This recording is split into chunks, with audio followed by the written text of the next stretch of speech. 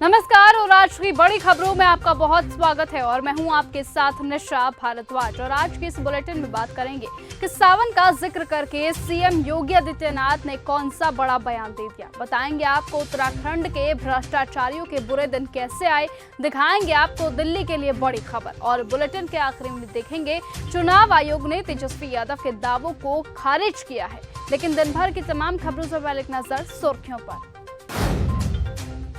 आपके राष्ट्रीय संयोजक केजरीवाल 23 से 24 जुलाई को गुजरात के दौरे पर रहेंगे। कांग्रेस और आरजेडी के राज में बिहार में विकास नहीं हुआ, मोतिहारी में बोले पीएम मोदी।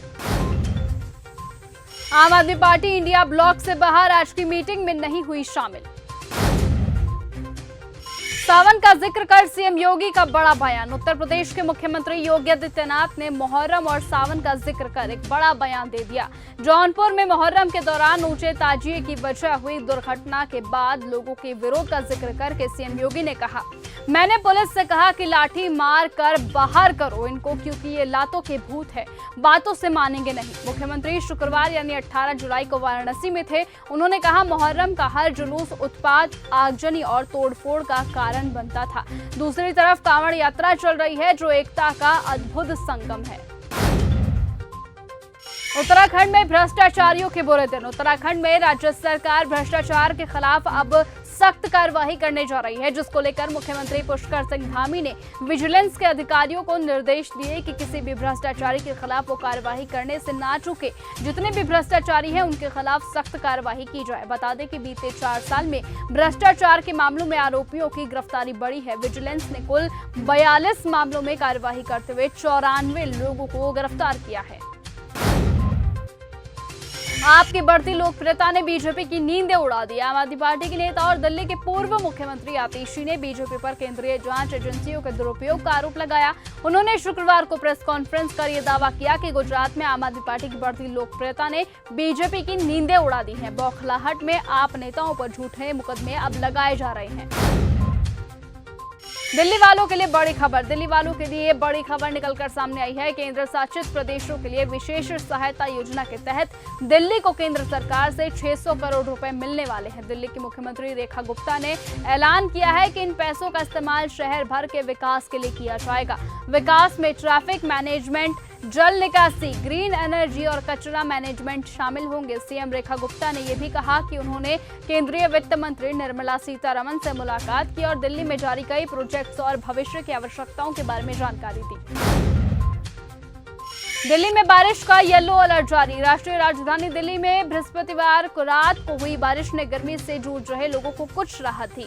शहर के मध्य, दक्षिण, दक्षिण पूर्व और पूर्वी इलाकों में रुक रुक कर बारिश होती रही है, जिससे मौसम सुहावना हो गया और तापमान में हल्की गिरावट दर्ज की गई। तो वहीं मौसम विभाग ने बताया है कि शुक्रवार को भी राष्ट्रीय राजधानी में आमतौर पर बादल छाए रहेंगे और कुछ इलाकों में बारिश भी हो सकती है।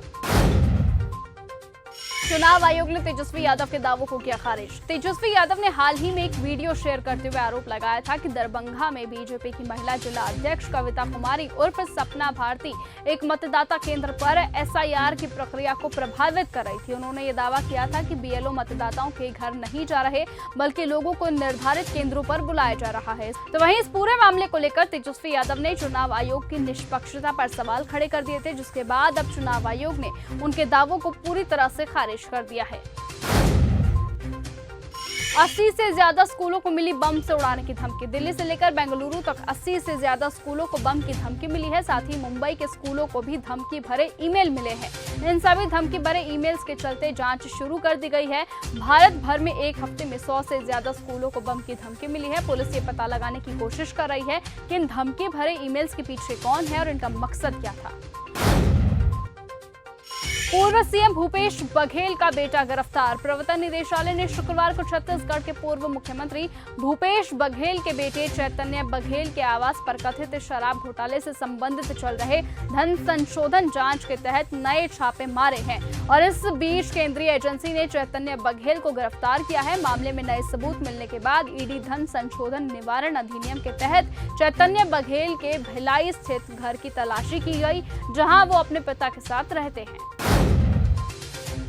विधान भवन मारपीट मामले में 2 गिरफ्तार। मुंबई में विधान भवन में बीते दिन हुई मारपीट की घटना के बाद मुंबई पुलिस ने कार्रवाई करते हुए 2 आरोपियों नितिन देशमुख और ऋषिकेश टाकले को गिरफ्तार किया।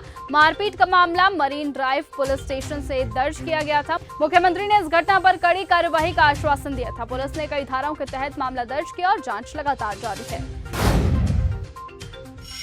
लैंड फॉर जॉब मामले में लालू को राहत नहीं। लैंड फॉर जॉब मामले में बिहार के पूर्व सीएम लालू प्रसाद यादव को सुप्रीम कोर्ट से राहत नहीं मिली। लालू यादव ने सुप्रीम कोर्ट में याचिका दायर की थी। लालू यादव की याचिका पर सुप्रीम कोर्ट में सुनवाई हुई। कोर्ट ने लालू यादव की याचिका पर कोई भी आदेश जारी करने से इंकार कर दिया। साथ ही कोर्ट ने हाईकोर्ट को तेजी से सुनवाई करने के लिए कहा।